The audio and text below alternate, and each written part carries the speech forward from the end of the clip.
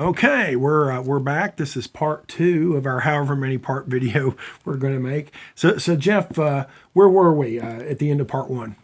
I think we were pretty much up to the present in the sense that I believe that within the last week or so, President Trump has basically started a war against Iran.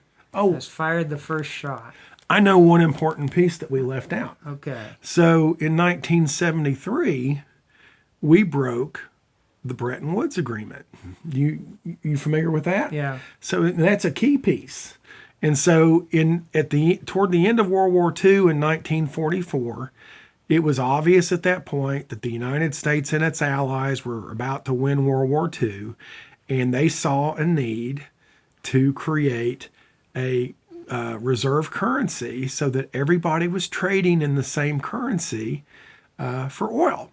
And that's what became known as petrodollars, and it was the U.S. dollar. So in exchange, the United States in 1944 agreed to exchange dollars for gold. And they did it at a fixed rate, which was the wrong idea. They should have allowed that to float. That's a whole other issue. Mm-hmm. So they had set the currency rate at something ridiculously low, like $35 an ounce. Mm-hmm. And pretty soon we were running out of gold. Mm-hmm. So in 1973, I think, or was it 71? I get the year wrong. I think it might have been 71. Nixon closed the gold window and said, the way it worked was we would buy oil from these other countries, Saudi Arabia and the other Middle Eastern countries, OPEC, and they would sell us the oil, and we would give them dollars. And when they wanted to get gold for their dollars, they would present their dollars to us, and we would give them gold. Well, when Nixon closed the gold window, they kind of were unhappy about that. That was an agreed upon way of doing business, and the world wanted gold. They didn't want paper, they wanted gold. And so that led to the oil embargoes of the 1970s under Jimmy Carter. Well, no, I think the first oil embargo was about 74. Under I think Ford? That came out Gerald of Ford. out of the Yom Kippur War when Egypt and Syria attacked. They actually attacked Israeli forces who were in occupied territory. Israeli occupied. So they're trying to get their own territory back, basically. And I think that the oil embargo arose out of that. Okay. But they were not happy about not being able to get gold anymore. Okay. And so that's an important piece. And so anytime any country or countries try to reinstitute a gold-backed currency, the United States doesn't like that. And pretty soon those guys are on our enemies list. Right now you've got the BRICS nations, and let me see if I can remember this. So you've got Brazil, Russia, India, China, and South America. South Africa, that's right. They want to institute a gold-backed currency. Oh. And they're having a little bit of success getting that off the ground now. And don't you know, it will replace the dollar at some point. Right. Now, there are inherent problems with the gold standard, having to physically move gold around. But that's not insurmountable. For a large percentage of the world's history, that's what we did. Up until roughly 100 years ago, every currency in the world was on a gold standard. So you couldn't overprint money. And so a lot of people know this now in the United States. We just print money on a whim, and it's called monetization, when you monetize the debt. What that means is, well, we don't really have the money, so let's just print some more. And then, so it's what I call it is adding water to Kool-Aid. So if you've got Kool-Aid, if you've got, say, 5 gallons of Kool-Aid in a Gatorade jug or whatever, and you use up some of your Kool-Aid and you want some more, but you don't have any more of the Kool-Aid mix and you just add water to it. Well, yeah, you can say you've got more Kool-Aid or more lemonade, but it's weaker. And that's exactly what happens to the dollar. Am I wrong? Oh, you're right. So let's go back to World War III, which might just have started. last week We hope not. with the assassination of an Iranian military leader and several Iraqi militia leaders. Supposedly, Iraq is our ally. We just assassinated some of their armed forces, their commanding officers, as well as Iran's most popular general, who spent many years fighting against ISIS and Al-Qaeda in Syria and Iraq at the request of those governments. That nobody liked ISIS, and they were all requesting help. Iran provided help, and General Soleimani was one of the leaders of that resistance movement against ISIS. A very successful campaign against them. The ISIS barely exists anymore. It's much smaller, and a lot of them And so are in you're hiding. you're into the weeds here in territory. You are the expert here, not me. I don't know enough Well, about this to comment. I think So. the big picture is that Trump may just have started a war that goes on for 10 or 20 or 30 more years between the United States and Iran. Now, Iran has stated what its goal is. Their main demand is for the United States military forces to leave the Middle East. Mm-hmm. That's what they want. Mm-hmm. Iraq, the government of Iraq, Wants us out our now. supposed allies, Mm-hmm. also just voted in their parliament to expel or ask the U.S. forces to leave. So Iran and Iraq are coming together with mutual interests of seeing U.S. troops out of the region. And I support that demand. I've been They want us out. I've been demanding that since before 2011, before Obama started bombing Libya. I'm sorry, before 2003, when Dick Cheney and George W. Bush invaded Iraq. I've been demanding U.S. forces out of the Middle East since 2003 and before. Well, and other countries around the world want us out too. I mean, Japan over the last few decades has made noise about getting us out of Japan. Germany doesn't want us in Germany anymore. Right. Can't imagine why not. So and what you're seeing now with the European Union, it's coming to light more because of Brexit. Is the European Union wants to create a European Union superstate similar to the United States, where they control their own military forces. And the UK doesn't want to go along with that because, one, it was not supposed to be a political union. It was supposed to be an economic union. Mm-hmm. Well, if you read the documents on that, it was the long-term goal of those that founded the European Union to make it a political union all along. They just got their, it's the camel's nose under the tent. So they got everybody to go along with the economic union. Then they started changing things to make it a political union. And that's why I find Brexit so interesting, because long-term it holds huge implications for the entire world and the United States in particular, because ultimately what would happen if there was a European superstate is that NATO would dissolve. Right. I think the people of Britain made a mistake. They should have quit NATO instead of the EU. But that's just, that's my opinion as an American. Well, we're into a whole nother topic here with NATO and all that. And what has happened with NATO over the years that I totally disagree with is they have started bringing in other countries that were former regions of the Soviet Union, and present day Russia, and so in some cases, and forgive me, was it the Ukraine that Russia wants back, or one of the regions, and I can't remember which region it is. It's none of them. Russia has no interest in recreating the old Soviet Union. But there are still disputes between Russia and some of their former territories. Right. And so we've made them a part of NATO. So in theory, if one of these regions went to war or had a conflict with Russia, NATO would be obligated under the treaty to jump in and defend them against Russia. And so they could start World War III that way. Right. Plus, World War III could be started by accident.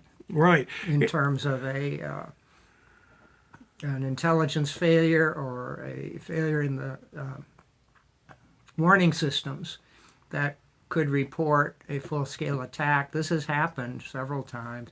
There's been some near misses, yeah. There was no full-scale attack, but it was just basically a false alarm. But we could have had the end of humanity based on technical errors.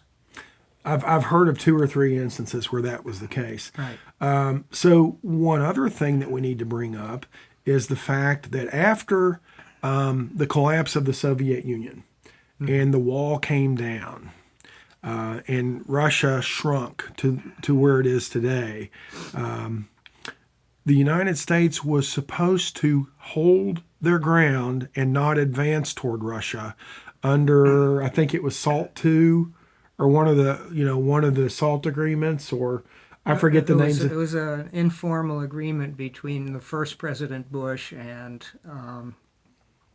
Gorbachev. Okay, so He said we will not expand 1 inch to the east. and as a note of trivia, I've seen the table. I think it was somewhere in Wyoming, maybe at the Tetons or maybe Yellowstone. Small table about the size of a kitchen table, where who was the Russian leader that had the thing on his head, the birthmark? Was that Gorbachev? Yeah. Gorbachev, and who was the American guy? Russian name, Zerbinsky or Brzezinski. Brzezinski. So I saw the table where they signed the peace accords, and a little bitty table. I was very excited to see it. So I think they might have met in Wyoming. I could be wrong. But anyway, wherever they met, the table is there in Wyoming, and so the United States agreed not to advance any. It was kind of like, okay, NATO. Russia has lost. Russia is shrinking. Now let's back off and let's be the good guys. There's no need to beat them into submission. Well, guess what we did? We started pushing further and closer toward Russia, and we've got this so-called missile defense system in place, 500 miles from Moscow, which, based on the launch system that they have for the missile system, it's a universal launch platform. So all they have to do is, what makes it a defensive system is they use kinetic energy or kinetic missiles, which basically means all they want to do is fire a missile to intercept the incoming missiles and destroy the incoming missiles. But you can replace those weapons with nuclear weapons and launch them as offensive weapons, and it's simply a matter of trading out missiles. So that can be done in a matter of minutes or hours. And it's a scary thought. Think how we would feel if Russia had a system like that in place in Central America or, say, in Mexico. How would we feel? So that's why Russia feels very threatened. Or Cuba. Yeah, how do we react to that? So that's why Russia feels so threatened, and those weapons are right in Iran's backyard. And they're moving closer to Russia all the time. We use the pretext of containing Iran as the excuse, but actually what it's aimed at is containing Russia. And we were going to do the same thing with Korea. We were going to put a missile system in place in Korea. Guess who that's aimed at? Well, that's really aimed at China. So would you agree, or would you? Basically yes, I do. So the Iranians feel under siege. They've felt that way since 1979, and they've been getting constant hostility, constant threats from the United States and Israel about being nuked, essentially. And so they are in it for the long term, and it seems to me that the United States is not capable of planning anything for the long term, anything farther away than the next election. Just getting control. And then once they get control, I don't know what they're going to do with it. And short-term thinking. And so as a candidate for the U.S. House against Andy Barr in the Republican primary, I am saying we should agree. If Iraq asks our troops to leave Iraq, we should get out. Syria, long ago, asked our troops to get out of Syria. We should do it. Doesn't that kind of go back to why we seceded from Great Britain? It had to do with the consent of the governed. The consent of the governed is a very fundamental principle in U.S. history. Right, and we shouldn't be trying to govern Iraq No, or Iran or Syria. no, agreed. Trump was particularly tactless when he said, "Yeah, now we've secured the oil fields in Syria. Everything's fine." And you have to ask the question: why are we over there? Why are we really over there? It's oil and other resources, is it not? He just answered your question. Yeah. Well, I saw something the other day on the internet, and I didn't look for the original source, but it said that Donald Rumsfeld even finally admitted that the reason we were over there was for oil. I haven't looked recently, but I may have found it once upon a time. But Donald Rumsfeld, who famously predicted that, the war with Iraq would be over in a couple of weeks. Well, yeah, the war was over, but what about the occupation? Yeah. How long has the occupation gone on? Right. So this General Soleimani actually helped the Iraqis try to throw off their occupation. That's where people get this idea that Soleimani was responsible for any American deaths, but Iran's role in that was simply providing weapons and training. And the Iraqi militias are the ones who are trying to get their country back. So to try to enrage the American people by saying, this person we assassinated has the blood of American soldiers on our hands is not totally accurate. It's not.